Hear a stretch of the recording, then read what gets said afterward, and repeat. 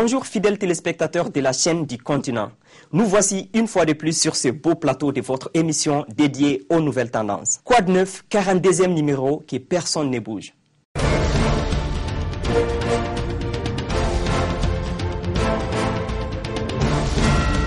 Cinéma. Un chasseur de primes allemand et un homme noir partent à la recherche de leur femme. Cette dernière est retenue par le propriétaire d'une plantation. Django, un film dans lequel on retrouve le célèbre rappeur Jamie Foxx, dont la sortie est prévue pour le 16 janvier 2013. Do you know what a bounty hunter is? You kill people, and they give you a reward. Better they are, bigger the reward.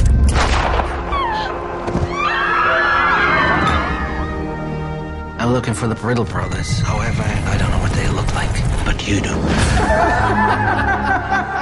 They called my wife. They sold her. But I don't know who to. Calvin Candy. That's the repellent gentleman who owns her. Broomhilda is my property, and I can choose to do with my property whatever I so desire. Help me find the Riddle brothers, and I'll take you to rescue your wife. Let's get to it. My name is Dr. King Schultz. This is my valet, Django. Come on over. We got us a fight going on that's a good bit of fun. Why'd you dig him up? A fortuitous turn of events brought Django and myself together. Move it. Well, I've heard tell about you. You got me curious. I'm curious what makes you so curious. Something up with these two. Them old boys done rode a lot of miles, went to a lot of trouble just to get that gal. Hey, little troublemaker. You silver-tongued devil, you. They playing your ass for a fool. I spent my whole life surrounded by black faces. I only had one question. Why don't they just rise up and kill the whites? Who knows what could happen?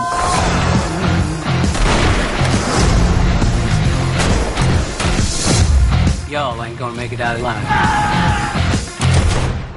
Anyone bring any extra bags? No, nobody brought an extra bag. I'm just asking.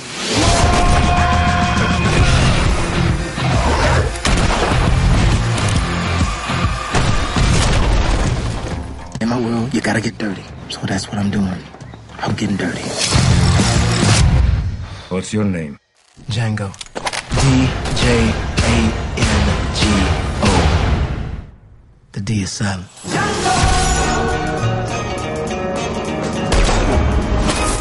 Adult supervision is required. Warner Bros, Sony Pictures ou Walt Disney, toujours en activité pour nous faire plaisir. Et voici pour vous les dernières sorties de cette semaine en cinéma. La seule chose que je fais vraiment bien, c'est taper à la machine. Enfin, taper à la machine, c'est le minimum pour une secrétaire. 1958, Lisieux, Normandie. Une jeune fille ravissante et maladroite rejoint un cabinet d'assurance pour être secrétaire. Elle s'appelle Rose et c'est une dactylo hors pair. De la campagne profonde au club les plus prisés de New York, Rose va courir les concours, machine à écrire sous le bras, pour faire démonstration de son talent. Populaire, un film de Régis Ronsard à l'esthétique délicieusement rétro, avec Déborah François, Romain Duris et Nicolas Bedos.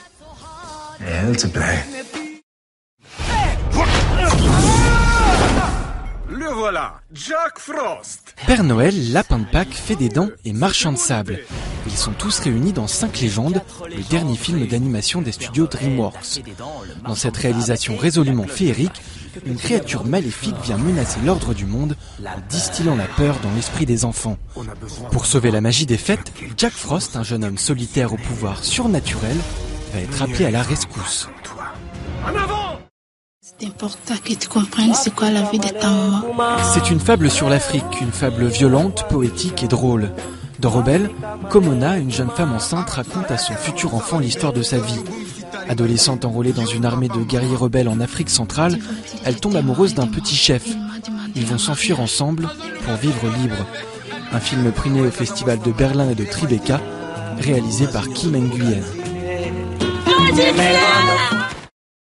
Ese niño no puede salir de la selva y nosotros no podemos cuidarlo. Ustedes tienen que hacerse cargo de él hasta que sane. De lo contrario, usted me va a responder con su vida y con la de sus hijos, ¿me entiende? Guerre civile toujours, mais dans la jungle colombienne cette fois, avec Opération E. C'est une histoire vraie que raconte ce film de Miguel Courtois Paternina, celle de l'enfant de Clara Roras, enlevé à sa mère alors prisonnière des FARC et remis par les guérilleros à une famille de paysans. Au péril de leur vie, père, mère, enfants vont tous rejoindre la ville pour tenter de sauver la vie du bébé malade. Une fausse doublure, une erreur de montage, un technicien dans le champ, on vous dévoile tout. Aujourd'hui, l'équipe Quad 9 s'attaque à Mad Max 1 et 2. Faux raccord, votre séquence de correction de film. Bonjour Michel. Bonjour Michel, un technicien dans le champ, un accessoire en carton, rien ne m'échappe. Et aujourd'hui Michel, vous allez nous parler de Mad Max, une trilogie qui a marqué toute une génération. Surtout les deux premiers, c'est pour ça que je ne dirai rien sur le troisième. Et je commence avec la femme de Mad Max. Mais qu'est-ce que vous voulez de moi? Calme-toi ma chérie, je vais juste montrer un faux raccord. Ici, vous pouvez voir qu'elle porte des petites sandalettes. Ce qui paraît assez logique pour un pique-nique au soleil. Vous, ça vous paraît logique, mais pas elle. Du coup, elle se dit que ce serait peut-être mieux avec des grosses bottes fourrées. Ici, vous voyez? Elle doit crever de chaud là-dedans. C'est pour ça que 30 secondes plus tard, elle se ravise et remet ses sandales. Pas mal du tout. Bonne introduction, Michel. Merci, Michel. Je change de scène. Je vais vous montrer la première route auto-nettoyante. Il y a qu'en Australie qu'on voit des trucs comme ça. Le coéquipier de Mad Max va nous faire une petite démonstration. Regardez bien les traces de gomme sur le bitume. Voilà. Et maintenant... Ah, énorme! Les traces ont disparu. Oui, sans parler du petit fondu enchaîné qui sert à faire passer un raccord un peu malheureux. On se retrouvera sur la route, ordure! J'ai pas mon permis, ordure. Et puisqu'on parle de motard, regardez bien cette scène. Vous avez vu? Ça, j'en sais rien, mon vieux, je viens juste d'arriver. Eh ben, je te la repasse au ralenti. Regardez ici, c'est le câble qui sert à tirer le cascadeur vers l'arrière. Ouais, c'est un peu vache, là, on pouvait pas les effacer à l'époque, moi je trouve ça plutôt ingénieux. J'ai pas dit le contraire, j'ai juste montré un câble. Et c'est pareil pour cette scène. Je vous montre juste que sur ce plan, en vue subjective, on aperçoit au fond une voiture retournée. Et alors, cette voiture retournée, c'est en fait celle-ci. Mais l'accident n'aura lieu que quelques secondes plus tard. Donc ils ont tourné le plan en vue subjective après avoir terminé la cascade. Exactement. Maintenant, regardez ce crash d'une moto sur un camion. C'est votre kiff ça, les scènes d'accident. Non, c'est le film qui est comme ça. Vous avez vu quelque chose, Michel? Je sais pas, c'est un mannequin le type? Il y a des chances, mais c'est pas ce qui nous intéresse. Je rembobine. Tac! Regardez le pare-choc du camion. Bah quoi? Bah rien, ça c'est le look d'origine. Mais pour protéger le camion, les décorateurs ont recréé l'avant du véhicule en le peignant sur une plaque de bois. Ah mince, c'est un truc de dingue ça. Mal fait en plus. Je les soupçonne d'avoir fait bosser une classe de CP sur ce projet. Les halos de lumière là, et les lignes pas droites, c'est mignon pour une kermesse, mais pour un film ça fait pas sérieux. On sait qui tu es, pourri! Tout le monde sait qui je suis, abruti! Alors ce gars-là fait partie des aigles de la route, les méchants du film. Autant vous dire qu'ils ont pas inventé l'eau chaude. Par exemple, ce mec-là essaie d'arrêter la voiture de la femme de Max avec une chaîne. Là, il vient de se faire arracher la main. À ce moment-là, la femme de Max ne le sait pas, jusqu'à ce qu'elle découvre la main. Regardez. Hein? Qu'est-ce que t'as trouvé?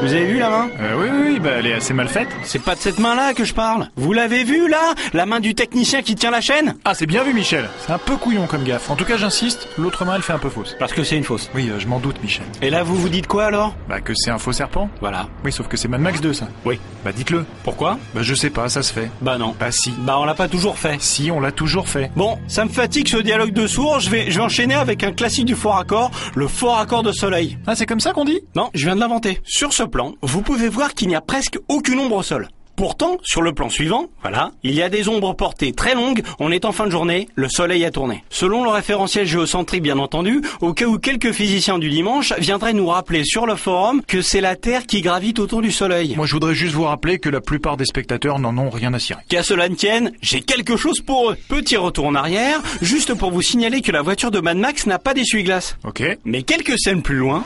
Regardez ce qu'on trouve ici. Ah oui. Oui quoi? Elle a des essuie-glaces. Bravo. Je continue sur Mad Max 2 avec cette scène. Max s'approche par surprise d'un gros méchant très rapide. Bah, il a pas l'air. Vous n'avez encore rien vu Michel? Regardez, son arbalète n'est pas chargée et le temps d'un sourire... Bim! Il a réussi à placer une flèche jaune et blanche et armer la machine. Petit faux raccord quand même. C'est toujours un petit faux raccord qui entraîne une longue série de boulettes Michel. Regardez cette scène. Maintenant, j'en reviens en arrière Ici, la flèche du méchant est rouge. Il tire sur le chef des gentils qui reçoit une flèche jaune et blanche. Et oui, c'est incroyable. Oui, mais qu'est-ce que ça implique? C'est clair, cette flèche, c'est la même que celle qui était dans l'arbalète, juste là. Ouais, d'accord, mais qu'est-ce que ça implique? Que c'est en fait Mad Max qui lui a tiré dessus avec l'arbalète qu'il a piqué. Ok.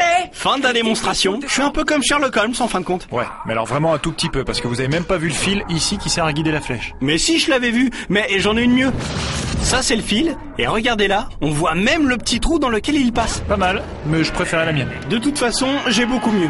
Regardez le méchant qui fait un roulé-boulé. Un salto. Peu importe. Ce qui importe, c'est le trampoline, juste ici. Ça s'appelle un tremplin de gymnastique. Arrêtez de faire le malin, Michel. Je vous ai cloué le bec, c'est tout. Vous m'auriez cloué le bec si vous aviez vu cet assistant ici qui tend ses bras pour réceptionner le mec. Pas mal. Vous êtes pas si nul en fait. Allez Michel, je passe à la scène de poursuite à la fin du film. Je pourrais la revoir en boucle cette scène. Mythique. Oui, mais pas exemple de tout reproche. Je fais pause. Ici, vous pouvez voir qu'il n'y a rien dans le plafond du camion. Pourtant, 2 plans plus loin, on peut voir une masse d'armes logée au même endroit. C'est la masse d'armes du méchant, Vernon Wells. Sauf que l'attaque n'a lieu que quelques secondes plus tard. Regardez. Voilà, elle reste bloquée dans le plafond, on comprend mieux d'où sortait le plan de tout à l'heure. Maintenant, je rembobine de quelques minutes. Ouvrez bien les yeux Michel, c'est à vous.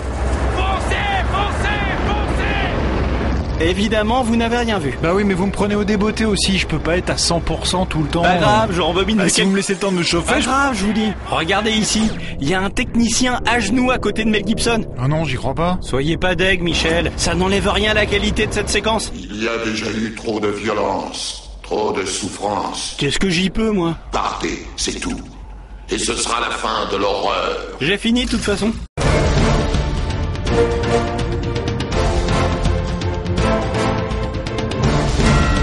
High-tech.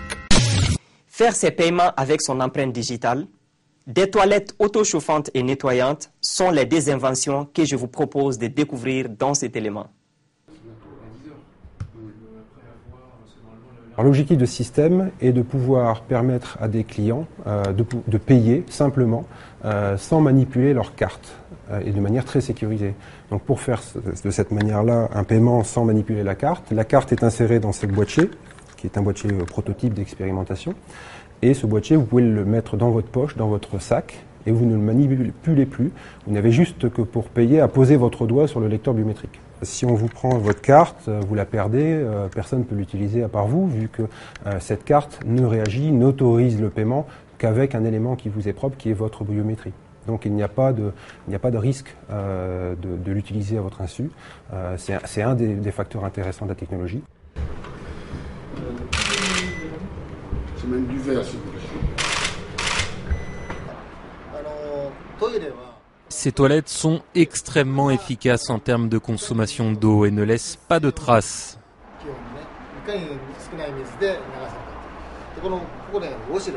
Par ailleurs, elles sont très confortables et peuvent vous laver le derrière avec un jet d'eau directionnel.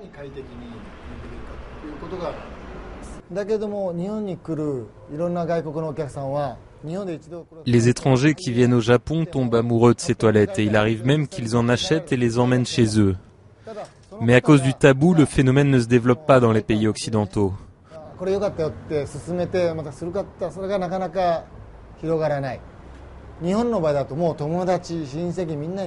Au Japon, tout le monde en parle avec enthousiasme. C'est pour ça que ça marche ici.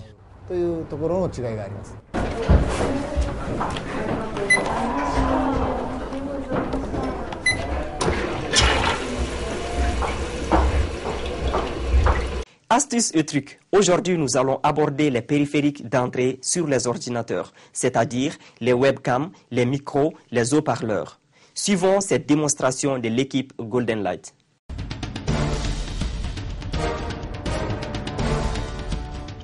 Salut. Bienvenue sur Trucs et Astuces. Ce numéro sera consacré aux périphériques d'entrée.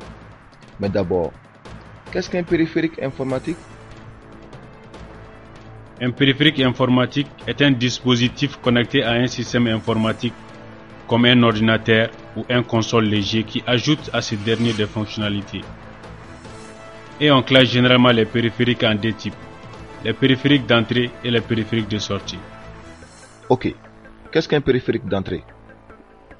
Un périphérique d'entrée, comme son nom l'indique, est un périphérique qui permet d'entrer des informations à l'ordinateur. Parmi ces périphériques d'entrée, on a les claviers, qui nous permettent d'entrer des caractères comme les lettres, les chiffres, les symboles, etc. à l'ordinateur. On a la souris, qui est un dispositif de commande tenu à la main qui permet de déplacer un curseur sur l'écran avec lequel on peut sélectionner, déplacer, bref, manipuler des objets à l'écran. On a aussi le scanner, qui est un périphérique chargé de la numérisation des images et des textes. C'est-à-dire, c'est grâce au scanner que vous pouvez mettre à l'ordinateur votre photo qui est sur papier ou vos documents qui sont sur papier aussi. Le microphone fait partie des périphériques d'entrée, car c'est grâce au micro qu'on peut enregistrer vos voix à l'ordinateur. On a la webcam ou encore appelée webcaméra ou cybercaméra. C'est un périphérique informatique qui permet de capturer vos vidéos à l'ordinateur, dont la finalité n'est pas d'atteindre une haute qualité de l'image, mais de pouvoir être transmise en direct à travers l'Internet. On a les lecteurs de CD-ROM et les lecteurs de DVD. Ce sont des périphériques informatiques utilisés pour exploiter les données numériques stockées sur des CD et des DVD. On a aussi la manette de jeu ou joypad. C'est un dispositif d'entrée chargé de transmettre les actions d'un joueur à une console de jeux vidéo ou à un ordinateur. Il faut signaler que la plupart des périphériques sont amovibles, c'est-à-dire qu'ils peuvent être déconnectés de la machine sans empêcher celle-ci de fonctionner. Mais parfois, il faut éteindre l'ordinateur afin de retirer les périphériques. C'est tout pour ce numéro de trucs et astuces. Rendez-vous dans le prochain numéro de Code 9, dans lequel on va vous parler des périphériques de sortie. Restez branchés sur Code 9, la voie vers l'innovation.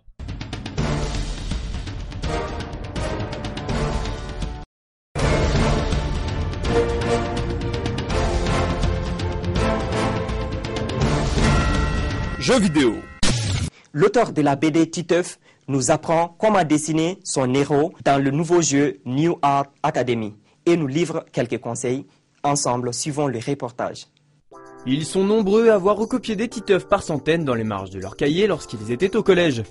L'auteur de bande dessinée Zep profite du support offert par New Art Academy sur 3DS pour fournir un petit tutoriel aux artistes en herbe qui souhaiteraient reproduire le fervent défenseur du zizi sexuel. Avant toute chose, il faut savoir que New Art Academy se présente comme un petit atelier portable. Un mode didactique vous permet de suivre des leçons pour réaliser des dessins ou des peintures du plus bel effet. Si le soft s'adresse essentiellement aux néophytes, cette alternative au crayon ou au pinceau n'est pas pour autant inintéressante.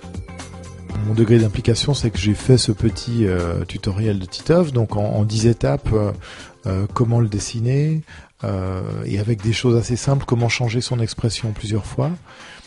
Et voilà, c'est un truc, quoi. C'est un truc qui permet à même des gens qui dessinent, qui savent pas dessiner, assez simplement de dessiner un personnage. Je pense que c'est moi, j'adorais ça. J'ai vraiment appris le dessin en recopiant une tête de Lucky Luke, une tête de Tintin, Mickey. Enfin, c'est des choses qui sont formatrices, quoi. On apprend à dessiner comme ça. Je trouvais intéressant de dessiner sur un autre support. Et puis c'est quelque chose que j'ai déjà fait souvent, mais sur papier, quoi, sur paperboard, aller faire un petit cours comment dessiner Titeuf. Et ben là, c'est assez génial de pouvoir le faire sur ce support-là. C'est pas si alternatif que ça. C'est quand même, on dessine avec un crayon sur une surface blanche en l'occurrence, mais pour moi qui suis habitué à dessiner sur papier, sur des plus grands formats, je dois dire que c'est la première fois que je dois recommencer plusieurs fois mon dessin. C'est relativement inconfortable de dessiner aussi petit. C'est intéressant de pouvoir donner ça, de réduire un dessin à des trucs, quoi, hein, ce qui est un peu le principe de Art Academy, d'expliquer comment ça marche. Et je pense que quand on est enfant, c'est vraiment ça l'approche du dessin, c'est comment ça marche. Comment est-ce le goût du dessin, il vient par comment on peut le faire soi-même. Je pense que de voir des tableaux, ça donne pas le goût du dessin, parce qu'on comprend pas comment c'est fait. Si on nous explique comment c'est fait et qu'on peut le refaire soi-même, je pense que le plaisir du dessin, c'est ça qui fait le dessinateur. C'est parce qu'on peut faire un truc et le montrer, et on l'a fait soi-même, et la satisfaction, elle est énorme. Et c'est ce qui fait qu'on aura envie d'apprendre à dessiner. C'est un monde qui s'effondre pour nous alors. Pour dessiner Titeuf, Zep commence par les oreilles et non par le nez. Il est trop tard pour tout réapprendre, alors autant nous contenter de lire des BD. D'ailleurs, saviez-vous que Zep et la BD, ça n'a pas toujours été que Titeuf? On pense notamment à l'enfer des concerts, les filles électriques ou encore Happy Sex. C'est un métier où on est censé continuer à s'amuser en le faisant. Si on est artiste et qu'on s'emmerde, c'est quand même terrible, quoi. C'est normalement un métier où on jouit d'une liberté totale. Donc après avoir fait beaucoup de choses qui parlaient de la sexualité pour les enfants avec Titeuf, notamment le guide du zizi sexuel qui a même donné après une exposition à la Cité des Sciences, j'avais envie de faire un album comique sur le sexe mais pour les adultes. Et je trouve que jusque-là, souvent, on était soit dans des choses grivoises, soit dans de la bande dessinée érotique qui existe depuis la nuit des temps, mais une comédie dont le but ce soit pas de faire des dessins porno, mais de raconter ce qui peut être marrant dans la sexualité. Là, je dirais que c'est la seule fois où j'ai eu un album qui était classé, c'est-à-dire que l'album était interdit aux moins de 18 ans. Mais autrement, je me suis rendu compte que il vaut mieux pas faire, enfin, il faut pas décider à qui on s'adresse, sauf quand il y a des histoires de classification pour des raisons légales, mais on fait un album et puis on voit bien qui a envie de le lire. De son propre aveu, Zep ne joue pas aux jeux vidéo. Peut-être y a-t-il un lien avec le niveau global des jeux Titeuf. Rappelons-nous au moins du jeu sur Game Boy Color plein de bonnes intentions, même s'il ne s'adresse pas au premier mot du slip venu. C'est tout pour aujourd'hui et merci de nous avoir accordé 26 minutes de votre précieux temps. Je vous donne rendez-vous dans 2 semaines pour d'autres informations. D'ici là, portez-vous bien. Au revoir.